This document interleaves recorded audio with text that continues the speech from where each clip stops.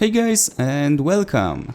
So, I'm still figuring out whether I should keep the webcam in the videos, especially for the news, or not, but today, as you've seen by the title of today's video, it doesn't make much sense. Today, I want to take a look at the amount of content we will receive with Battlefield 5 and if the amount of weapons available at launch is actually enough for the players to enjoy the game. As you guys probably saw already, DICE has revealed the whole list of weapons that will be available at launch. There were quite a few videos yesterday about it. I decided to skip the topic personally because Game Changers had the early info about those and I knew I wouldn't be first, and I also knew that such type of content isn't really something interesting to watch it twice from various creators because what else is different? The list is exactly the same in both videos, so I was like, alright, let's take a step back and let's take a look at the actual amount of content.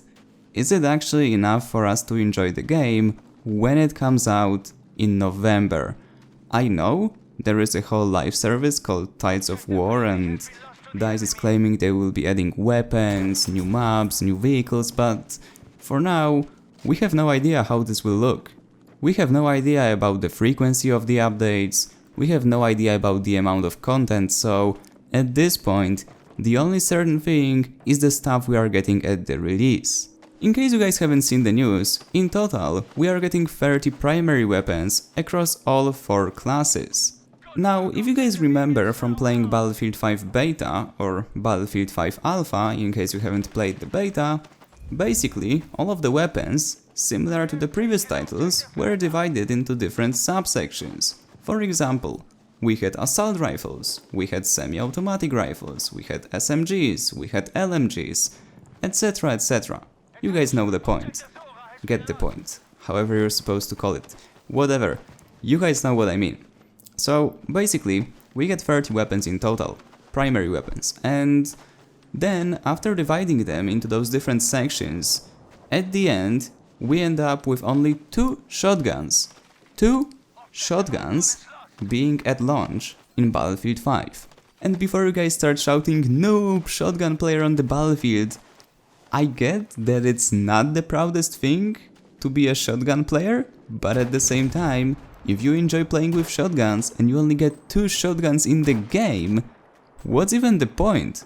Let's get rid of the shotguns or let's implement more of them, not being like 2 shotguns? I mean, come on. And if you guys think I'm exaggerating because shotguns are some extraordinary example, I'm actually not. Same goes for the assault rifles, but with those, we get 3 options. You get 3 different assault rifles in Battlefield 5 when the game launches. Again, let's go with the exact same scenario as we previously did with the shotgun player. Let's say you are a player who enjoys playing with assault rifles. For example, I do a lot. It's always fun to play with those in every Battlefield game. Let's say, again, you want to progress, unlock more weapons, get more assault rifles to play with, and what do you get? You only have 3 weapon choices. How are you supposed to progress and get some fun if you only have 3 weapons? Of course, I cannot be a hypocrite and leave out the fact that we are getting a whole 24 different variants of vehicles in Battlefield 5 at launch, which is quite impressive. Around 17 or 16 gadgets. Which, yes, I fully admit, is really satisfying, but having the thought of getting only 30 primary weapons, which aren't really divided equally between different categories, is just pretty underwhelming, so to say. Especially considering that this is really the resource you're gonna be using the most in the game. You're not gonna be playing with sidearms the most, you're not gonna be using the gadgets the most, you're not gonna be playing mainly with vehicles, unless you are mainly a vehicle player, but that's the minority of the community really, which really makes you wonder, what is actually going on with Battlefield 5 right now?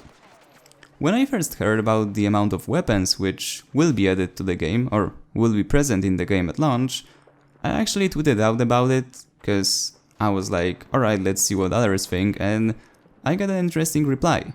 I'm probably showing you it on the screen right now, but the reply was something along the lines of, would you prefer Battlefield 1 variants more? And my answer is no, both systems are equally bad, like both content packages are equally bad. It's like a difference between losing a hand or losing a leg. You want neither of them. And I swear, if someone pulls the argument of, oh, we had too many weapons to play with in Battlefield 4 and we didn't know what to do with them, I'm like, why? Why are you even saying it? It's always better to have too many options than too few of those. Like, if you dislike some of the weapons in Battlefield 4, alright, fine, don't play with them. But if you like them, you can always have more variety. Or you get bored with the weapons you usually play and you always have more weapons to experience. In Battlefield 1, you don't. In Battlefield 5, well, we'll see what the live service will provide, but at this point, it doesn't look promising.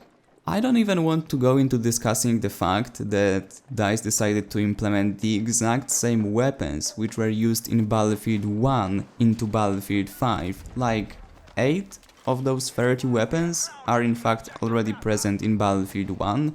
I'll probably make a separate video about reusing old items from previous games and how I feel about it and how I feel it should be done. But either way, like, even if we had 30 new weapons without those from Battlefield 1, it's still not enough. And why are we only getting 7 sidearms across all of the classes? Like, who thought about it? Like, it really won't be an issue if DICE actually comes through with the live service and they keep implementing new weapons and new sidearms, new gadgets maybe even, and some of the other stuff regularly, but again, at this point, we have no idea about the actual roadmap for the live service, so I don't know what to expect. Should I expect one new weapon per week for every single class?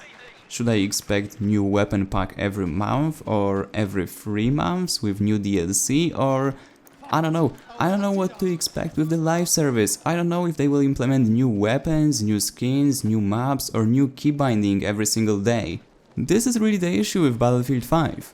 Because, for example, when I buy an iPhone, I know for a fact it will be supported with the new software for at least 2 years after I purchase a new model. With Battlefield, I buy the game and I pray to EA to bless me with the new content, like, it's just insane. And before anyone says, just have faith, last time I had it, I ended up with no new operations maps in the Apocalypse DLC, so that should really explain it. Anyway guys, seriously though, I'm really hoping it will all turn out great, but at the same time, I'm still thinking that there is just not enough content at launch, and yeah, that's pretty much my opinion. As always, if you enjoyed, remember to leave a like, subscribe, and I see you on the battlefield.